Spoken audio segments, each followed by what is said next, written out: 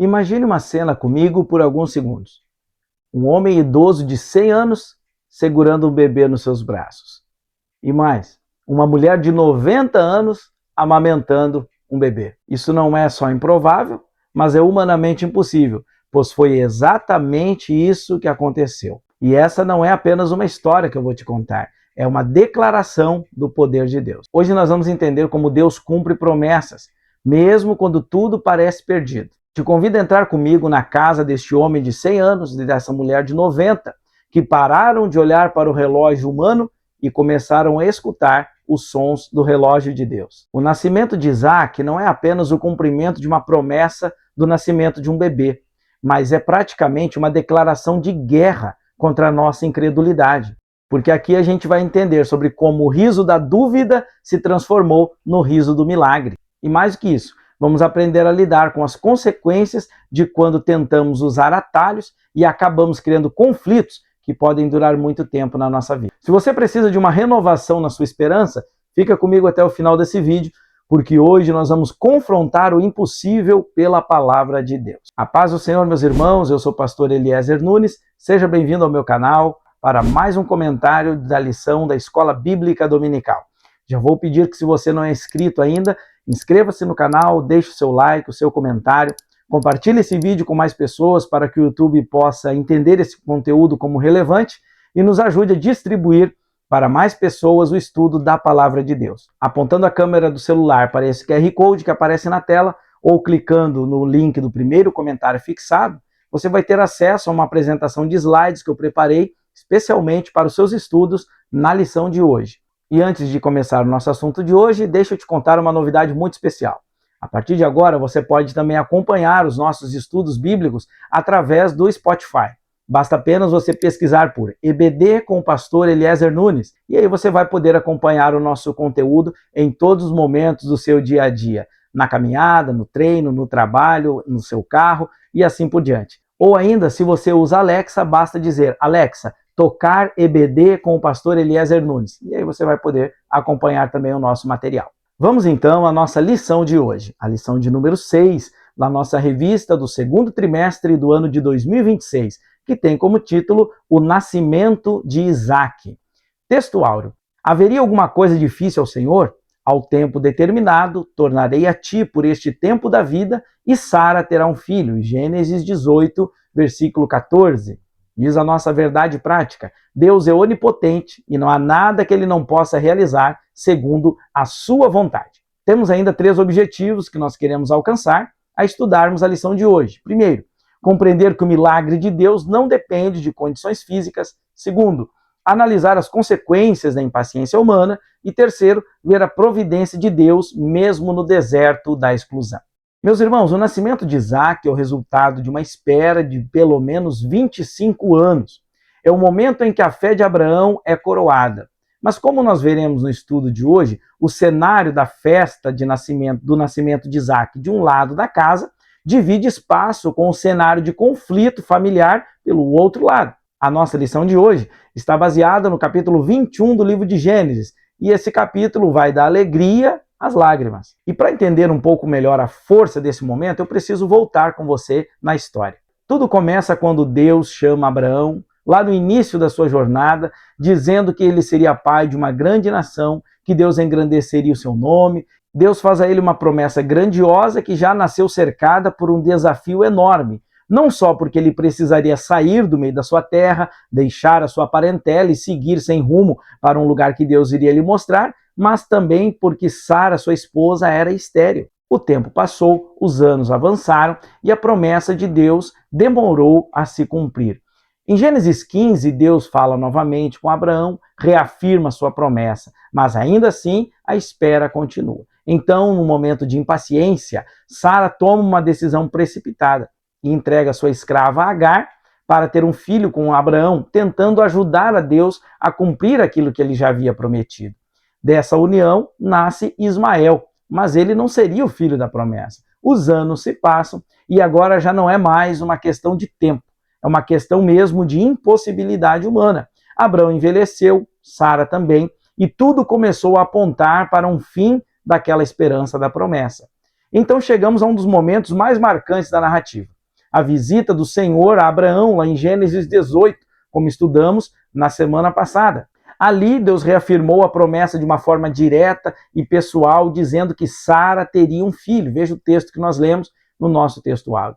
E diante daquela palavra, ela reagiu com um riso, não de deboche, mas de incredulidade diante de uma situação humanamente impossível. Mas antes do cumprimento da promessa, aconteceu algo que revela ainda mais a profundidade de todo o processo que eles estavam vivendo. Há um detalhe aqui que muita gente deixa passar despercebido em Gênesis capítulo 20, e eu quero aprofundar com você. A Bíblia nos mostra que Abraão estava na terra de Gerar e o rei daquela terra, Abimeleque, recorre a Abraão.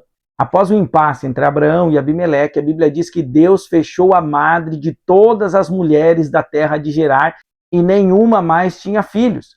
Então Abimeleque recorre a Abraão, Abraão ora a Deus e o impossível acontece. Deus abre a madre das mulheres e todas elas voltam a terem seus filhos.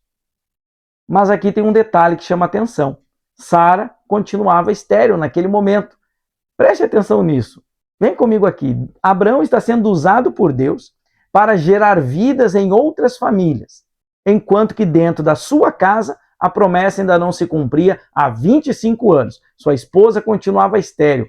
Isso fala diretamente conosco, porque às vezes Deus nos usa, quem sabe, para abençoar outras pessoas. Deus responde orações ao nosso redor.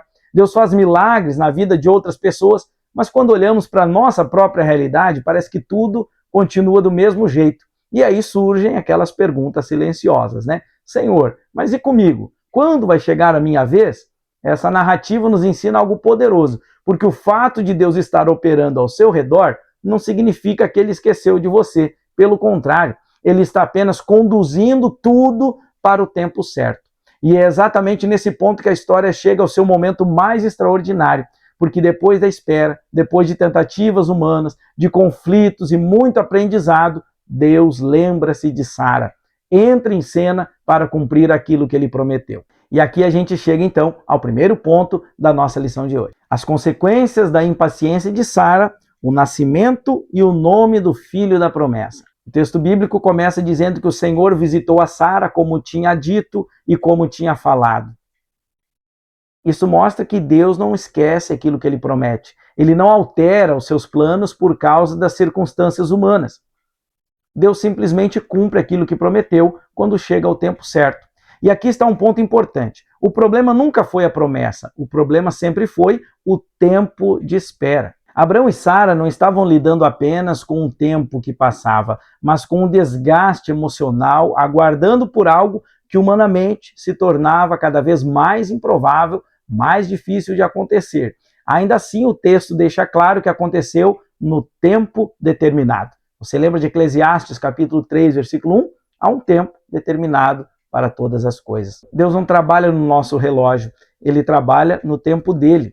Nós vivemos no tempo cronológico, onde tudo precisa acontecer dentro de prazos visíveis e pré-estabelecidos. Deus, porém, usa o tempo oportuno. No momento exato, o propósito dele será plenamente cumprido. Esse é o tempo kairós de Deus. O nascimento de Isaac, então, não foi apenas um milagre biológico. Ele é uma manifestação clara de que Deus continua no controle, mesmo quando tudo parece fora de controle. E o nome que foi dado à criança, como Deus havia dito, reforça ainda mais isso. Isaac significa riso, risada. Mas não é qualquer riso, é um riso carregado de transformação. Eu li algo interessante no dicionário bíblico Wycliffe, onde ele ressalta que Isaac é o único patriarca cujo nome foi escolhido por Deus antes do nascimento. Você já tinha reparado nisso? Olha que interessante. Isso mostra que ele não era fruto do esforço humano, mas sim de um projeto soberano de Deus. Antes, Abraão e Sara haviam rido diante da promessa, não por desprezo, mas pela aparente impossibilidade humana daquela situação. Agora, aquele riso se transformou em alegria, em testemunho e celebração diante da fidelidade de Deus. E aqui eu quero apontar para você algumas semelhanças entre o nascimento de Isaac e o nascimento de Jesus Cristo. Primeiro, Isaac quanto Jesus foram uma semente prometida. Segundo, houve um período de espera entre a promessa e o cumprimento. Terceiro, quando Sara ouviu a promessa do nascimento de Isaac, ela riu e perguntou como que aquilo poderia acontecer, porque ela já estava velha. Gênesis 18, 13. Ao que o Senhor lhe respondeu, como nós lemos: acaso haveria coisa demasiadamente difícil ao Senhor? Igualmente, quando o anjo anunciou a Maria que ela seria mãe do Salvador, ela perguntou: como isso será possível, uma vez que ainda sou virgem? Lucas 1,34. E o anjo do Senhor também lhe respondeu: porque para Deus nada é impossível. Lucas 1,37. Quarta semelhança: o nome das crianças eram simbólicos e foram escolhidos já desde antes delas nascerem. Quinto, o nascimento de ambos aconteceu em um momento determinado por Deus. Sexta semelhança: tanto o nascimento de Isaac quanto o nascimento de Jesus requereram um milagre, uma vez que Sara já estava muito velha para ter filhos e Maria ainda era virgem. E sétimo, tanto o nascimento de Isaac quanto de Jesus foram motivo de alegria para suas respectivas mães. Então, como bem observa o comentarista Matthew Henry, Deus frequentemente leva seus servos ao limite da impossibilidade, para então mostrar que o cumprimento da promessa depende somente dele. E isso fala diretamente conosco, não é verdade? Quantas vezes também olhamos para uma promessa e, mesmo sem perceber, nós sorrimos com incredulidade? Quantas vezes deixamos que as circunstâncias falem mais alto que a palavra de Deus? O nascimento de Isaac nos ensina que, ainda que o tempo pareça longo e as condições pareçam desfavoráveis, Deus continua sendo fiel para cumprir tudo aquilo que disse. Ele não é homem para mentir, nem filho do homem para se arrepender. Segundo tópico deste item, Ismael zomba de Isaac. Logo após um momento de alegria, o texto nos conduz a uma realidade dura. Aquilo que parecia ter sido resolvido lá no passado começou a reaparecer aqui no presente, e nem tudo era riso na casa de Abraão.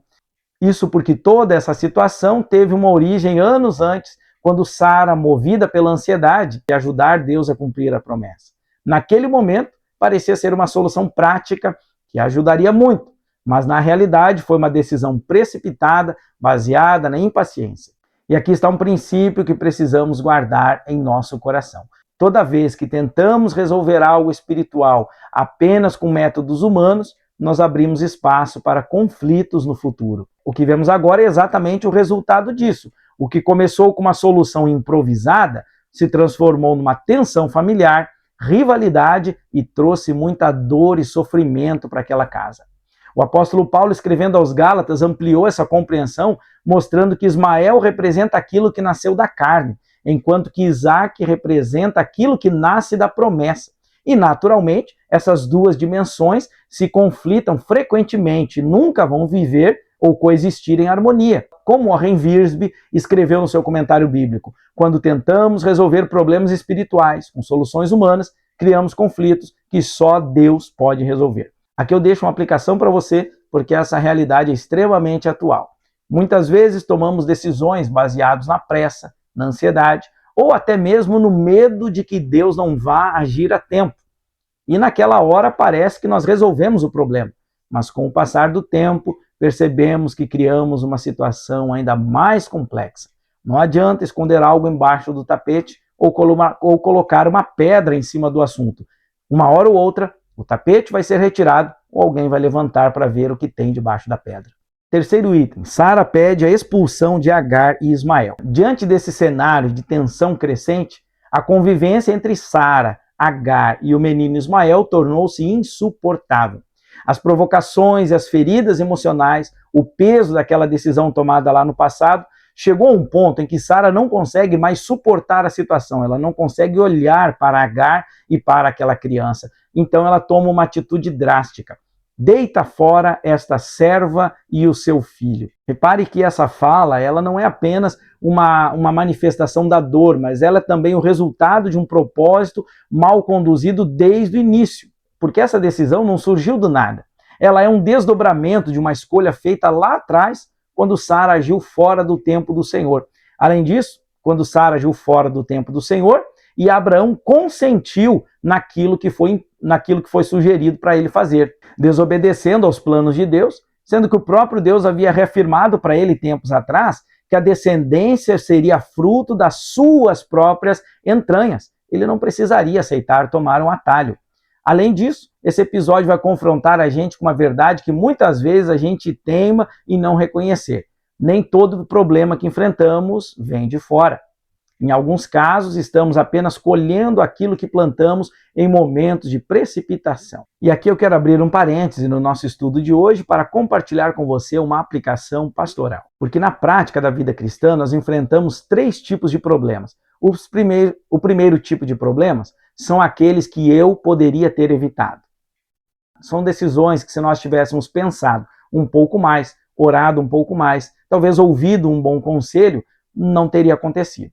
O segundo tipo de problemas que a gente enfrenta na vida são os problemas que eu mesmo causei.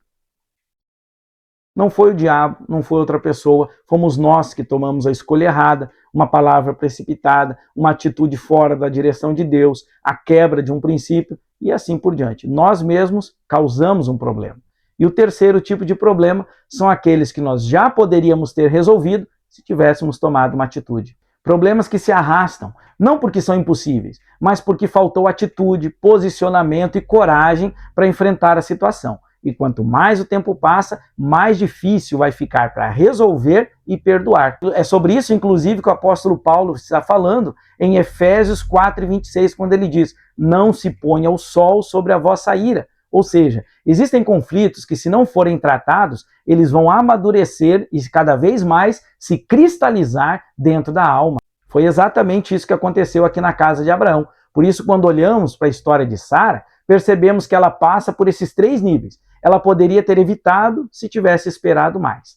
Ela causou o problema ao tentar ajudar a Deus. E depois ela precisou lidar com a situação, com algo que já havia se tornado um conflito instalado. Porque aqui o menino Ismael já tinha mais de 13 anos de idade. Então a vida espiritual não é apenas sobre receber promessas, é sobre assumir responsabilidades pelas nossas escolhas. Que o Senhor nos ajude na nossa caminhada. Eu quero dizer aqui então a você que a impaciência de hoje vai gerar o conflito de amanhã. Sara tentou alcançar a promessa com as suas próprias mãos, gerando uma crise que Abraão precisou resolver com o coração partido.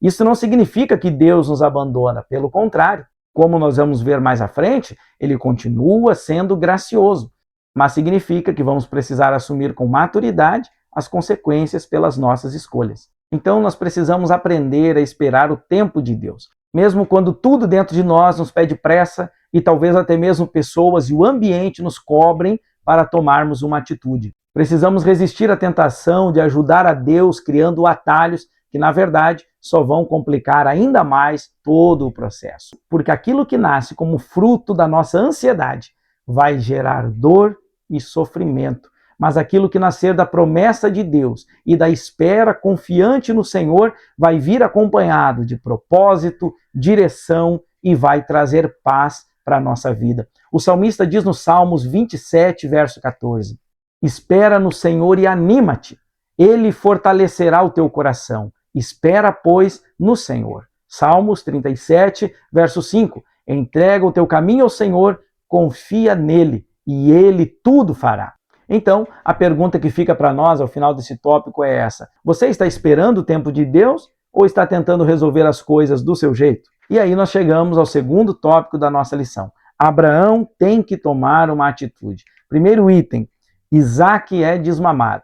Depois do nascimento de Isaac, a narrativa avança alguns anos e nos mostra um momento aparente simples, mas que é carregado de significado. Porque a Bíblia nos ensina que nem sempre momentos de alegria significam ausência de conflito.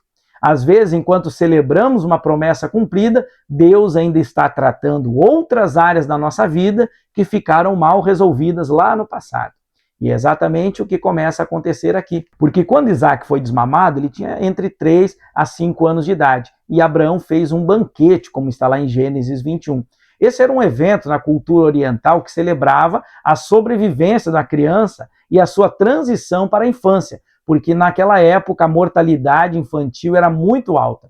Então, quando uma criança chegava ao desmame, isso significava que ela havia vencido a fase mais frágil e crucial da sua vida. E enquanto Abraão celebrava, Ismael, já um adolescente, praticamente com 14 anos de idade, zombava de Isaac. A palavra zombar aqui não significa uma brincadeira de criança. Ela é um termo hebraico que sugere uma zombaria hostil, uma perseguição. Por isso que Paulo, lá em Gálatas 4:29, vai usar esse mesmo termo para ilustrar a luta entre a carne, simbolizada por Ismael, na fala de Paulo, e o espírito, simbolizado aqui por Isaac. Ismael viu seu status de filho único e herdeiro desaparecer.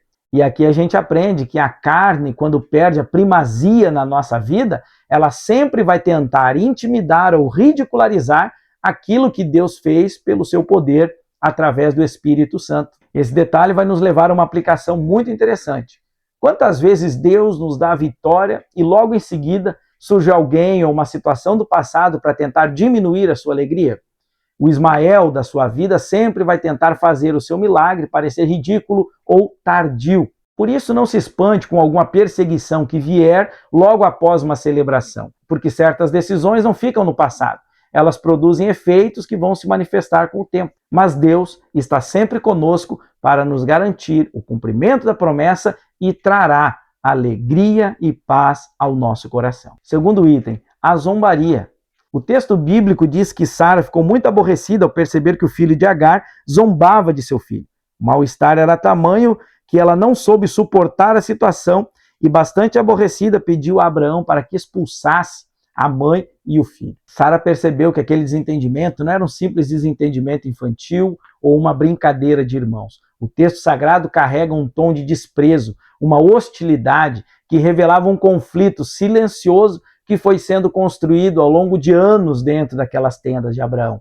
O que parecia ser apenas um detalhe doméstico, agora se tornou algo insuportável. Aquela tentativa do ato falho de quando eles tentaram ajudar a Deus, o que resultou no nascimento de Ismael, transformou o ambiente familiar em um campo de rivalidade, trouxe desgaste emocional e era algo que não tinha mais como ser levado adiante. Tomada pelo peso daquela realidade, Sara então exigiu que Abraão mandasse embora a serva e o seu menino. Embora essa decisão pareça muito dura aos nossos olhos hoje, ela revela um princípio espiritual severo. Quando nós não tratamos os problemas na raiz, eles crescem até exigirem escolhas extremamente dolorosas.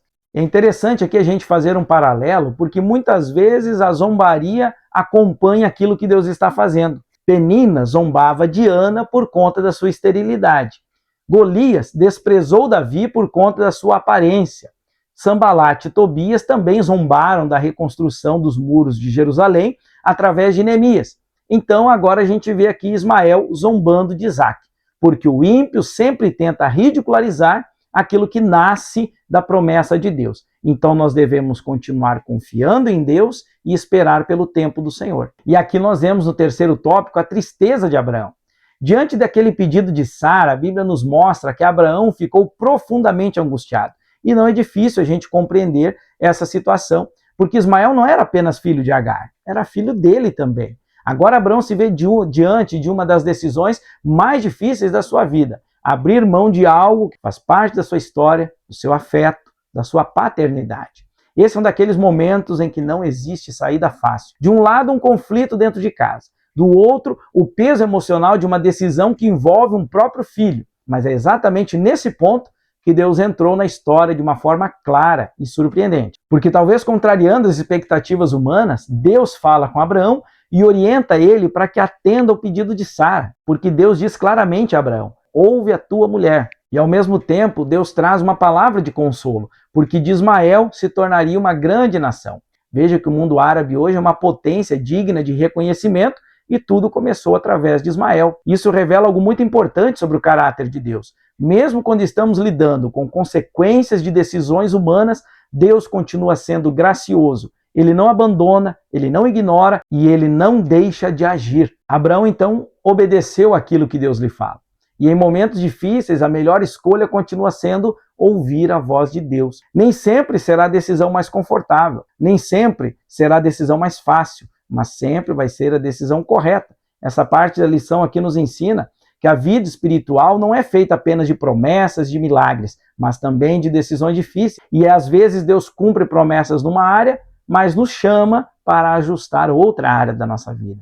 Às vezes celebramos conquistas, mas ainda precisamos resolver pendências.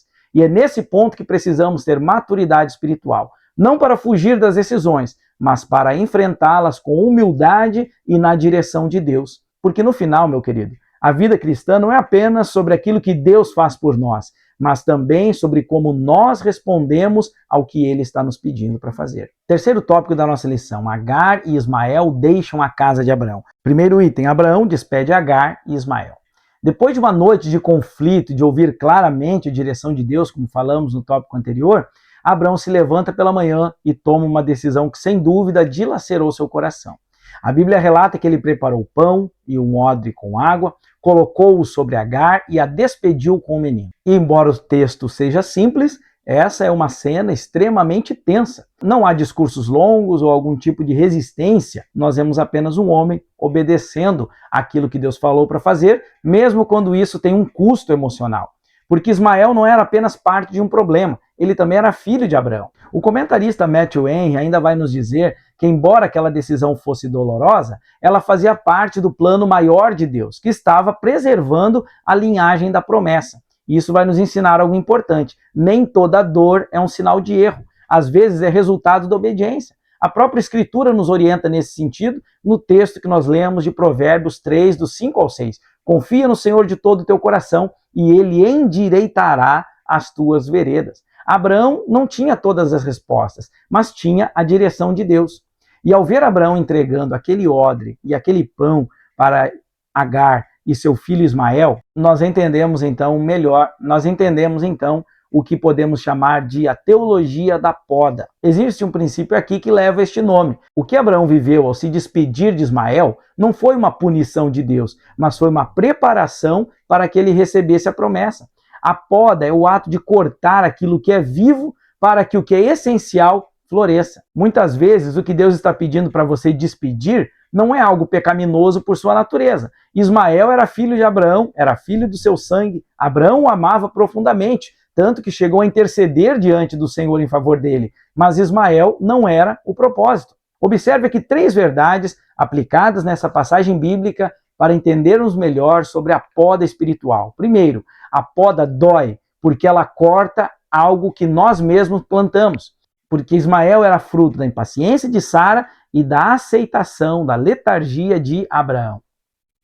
Era um erro que eles aprenderam a amar. Deus nos manda despedir coisas que nós às vezes trazemos para o nosso cenário para que possamos depender apenas daquilo que Deus trouxe para a nossa vida.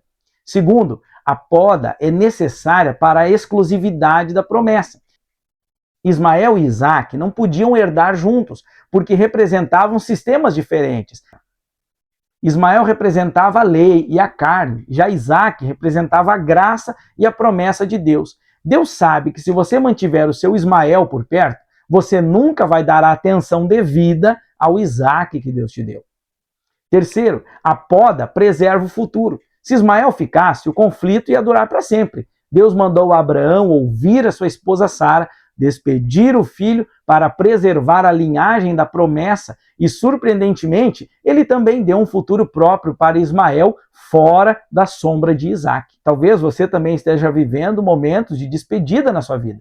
Projetos que não avançam, relacionamentos que Deus está removendo ou posições que você teve que deixar. O deserto para onde Agar foi te assusta? Sim. A tristeza de Abraão dói? Muito, com certeza. Mas entenda, Deus não está sendo cruel. Ele está garantindo que o seu Isaac tenha espaço para crescer. Nada que nasce da carne pode ocupar o trono daquilo que nasceu pelo Espírito. Eu sou a videira verdadeira, meu pai é o lavrador. Toda vara que em mim não dá fruto, atira, e limpa toda aquela que dá fruto, para que ela dê mais fruto. João 15, 1 e 2. Se Deus está nos podando, é porque ele vê que tem um fruto muito maior para vir aí. Segundo tópico, Agar e Ismael no deserto de Berseba. Agar sai sem um destino definido e entra no deserto de Berseba. E é a partir desse momento que o cenário muda completamente. Veja como era esse deserto. O deserto de Berseba recebeu esse nome por causa da aliança entre Abraão e Abimeleque, junto a um poço que foi cavado por Abraão. O nome significa poço do juramento, ou poço dos 7, fazendo referência tanto ao juramento feito, quanto às 7 cordeiras que Abraão entregou como testemunho daquela aliança. Mais tarde, Isaac reafirmou aquele nome quando ele reabre os poços cavados por seu pai, mostrando a continuidade da promessa e da herança espiritual. Olha que interessante isso aqui. Aquele lugar do deserto também era o lugar da aliança com Deus. Berseba não representava apenas sequidão, ele representava a memória de um pacto divino. Agar entrou em um deserto que carregava marcas de uma aliança feita por Abraão. E isso nos ensina que até nos desertos da vida, Deus continua sendo um Deus da aliança. O texto bíblico mostra que eles tinham apenas pão e água, uma provisão humana e limitada, insuficiente para uma jornada longa, e não demorou para que a situação se agravasse. O pão acabou e a água também se acabou. Agar se vê diante de um dos momentos mais desesperadores da vida. Ela era uma mulher que tinha perdido tudo, sem recursos, sem apoio, sem perspectiva, e agora estava prestes a perder o seu filho. Ela coloca o menino debaixo de uma árvore e se afasta cerca de 100 metros, porque ela não conseguia suportar a ideia de ver o seu filho morrer. É então que a Bíblia diz que ela levanta sua voz e chora. Gênesis 21:16. E essa não é apenas uma lágrima, é um clamor de quem chegou ao limite da situação humana. Mas é exatamente nesse ponto que a gente precisa ver algo fundamental. O deserto não é a ausência de Deus. Muitas vezes pensamos que Deus só está presente nos momentos de provisão, de alegria, mas a verdade é que ele também se revela a nós nos nossos momentos de escassez. O salmista declara no Salmos 34 e verso 18: perto está o Senhor daqueles que têm um coração quebrantado. Charles Spurgeon afirmou certa vez: os desertos são muitas vezes as salas de aula de Deus, onde ele ensina as lições que não poderíamos aprender em nenhum outro lugar. Vemos na Bíblia que foi no deserto que Moisés encontrou a sarça ardente. Foi no deserto que Israel aprendeu a depender do maná de Deus. Elias ouviu no deserto a voz mansa e delicada de Deus. Foi no deserto que João Batista foi preparado e até Jesus foi conduzido pelo Espírito para ser provado no deserto. Perceba isso, Deus muitas vezes nos tira do conforto para falar conosco no deserto. Sabe por quê? Porque o deserto remove distrações. No deserto não existe excesso, não existe autossuficiência, não existe orgulho sustentado por aparência ou por posição. O deserto revela quem nós realmente somos diante de Deus. E talvez seja por isso que em Oséias 2:14, o próprio Deus faz uma declaração profunda: eu a atrairei e a levarei para o deserto, e lá lhe falarei ao coração. Ainda veja o texto de Deuteronômio 8, versículo 2 e 3. E te lembrarás de todo o teu caminho, pelo qual o Senhor teu Deus te guiou no deserto por estes 40 anos, para te humilhar e te provar, e para saber o que estava no teu coração, se guardarias os seus mandamentos ou não. E te humilhou, e te deixou ter fome, e te sustentou com maná que tu não conheceste, nem teus pais o conheceram, para te dar a entender que o homem não viverá só de pão, mas de tudo que sai da boca do Senhor viverá o homem. Então, é no deserto da provação que Deus começa a se mover em favor dos aflitos. E a Bíblia registra um detalhe interessante em Gênesis 21:17. Deus não ouviu apenas o choro desesperado de uma mãe, mas a Bíblia diz que Deus ouviu a voz do menino. Isso revela que mesmo quando o mundo nos exclui e que ninguém mais parece atento ao nosso sofrimento, Deus continua sendo Jeová El Roi, o Deus que vê e ouve. Os seus ouvidos estão inclinados para nós. Isaías 59:1 vai dizer: eis que a mão do Senhor não está encolhida para que não possa salvar, e nem os seus ouvidos fechados para que não possam ouvir. Ele ouve o clamor e no momento exato ele responde. O anjo do Senhor chama Agar pelo nome para lhe dar uma certeza que atravessa os séculos. Não temas, porque Deus ouviu a voz do menino desde o lugar aonde ele está. Logo após essa palavra de consolo, acontece algo extraordinário que muda completamente a perspectiva daquela mulher. Deus abre os olhos de Agar e subitamente ela enxerga ali um poço de água. O detalhe aqui é poderoso, porque o texto não diz que Deus criou aquele poço naquele instante, mas sim que o poço já estava lá. Agar apenas não conseguia enxergá-lo por causa da cegueira gerada pelo desespero, pelo medo e pelas suas lágrimas. Agora veja que interessante isso aqui. O odre que ela carregava representava a provisão humana que Abraão deu para ela, uma provisão limitada, e acabou. Mas o poço, que representava uma provisão divina, estava lá o tempo todo, só precisava de olhos abertos para ser visto. Agar estava cega pelo desespero, e isso me faz lembrar da oração do profeta Eliseu, pelo seu moço, em 2 Reis, capítulo 6 e 17, onde a Bíblia diz que Eliseu orou dizendo assim: Senhor, peço-te que lhe abra os olhos para que veja. E o Senhor abriu os olhos do moço, e ele viu que o monte estava cheio de cavalos e carros de fogo ao redor de Eliseu. Da mesma forma, o exército celestial já estava ali antes de Geazi enxergar, e o poço em Berseba já estava lá antes mesmo de Agar percebê-lo. Deus não criou a solução na hora do choro, ele apenas removeu a escama dos olhos para que ela enxergasse a provisão. Como bem afirmou a W. Tozer, Deus nunca é pego de surpresa. Antes mesmo de a nossa necessidade surgir, ele já preparou a provisão. Louvado seja o Senhor. A promessa de Filipenses 4,19 continua viva. O Senhor suprirá cada uma das nossas necessidades, segundo as suas riquezas. Ao reafirmar a promessa sobre Ismael, Deus demonstrou que, embora ele não fosse o filho da aliança abraâmica, jamais esteve fora do cuidado da graça divina, revelando que Deus é fiel aos seus concertos, é gracioso com todos.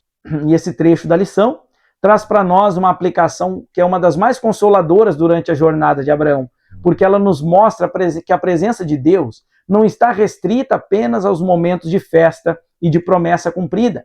Ele é o Deus do milagre nos carvalhais de Manre, com o nascimento de Isaac. Mas ele também é o Deus da providência no deserto de Berseba para uma mulher e seu filho abandonados. Saber disso muda completamente a forma com que a gente enfrenta as nossas lutas, porque nós temos a garantia de que mesmo quando tudo parece perdido, Deus continua nos vendo, nos ouvindo, cuidando de cada detalhe. O convite de Jeremias 33:3 permanece. Clama a mim, responder-te-ei e anunciar-te-ei coisas grandes e firmes que ainda não sabes. Por isso eu termino esse tópico com uma pergunta muito sincera ao seu coração. Você está olhando apenas para a aridez do deserto ao seu redor ou está pedindo que Deus abra os seus olhos espirituais? Lembre-se que muitas vezes o milagre que você tanto busca não é que Deus crie algo novo do nada, mas que ele te mostre o poço da sua graça que ele já deixou preparado para você. Vamos à conclusão da nossa lição? Finalizamos esta lição afirmando que o Deus de Abraão é fiel. Suas palavras e promessas jamais podem falhar. Ele prometeu a Abraão que faria dele uma grande nação e estendeu a sua promessa à sua descendência e assim o fez. De Abraão veio Isaac e Jacó, dos quais descendem o povo judeu. Vimos também que a tentativa de Abraão e Sara em tentar ajudar Deus trouxe consequências graves. Todavia o Senhor é bom e agiu com graça e fidelidade para com a casa de Agar e seu filho Ismael. Obrigado por ter ficado comigo até o final deste vídeo. Deus abençoe a sua vida. Na próxima semana estaremos aqui para comentar a próxima lição da nossa Escola Bíblica Dominical. Se inscreva no canal, deixe o seu like, o seu comentário, compartilhe este vídeo e que Deus abençoe grandemente a sua vida. Um abraço.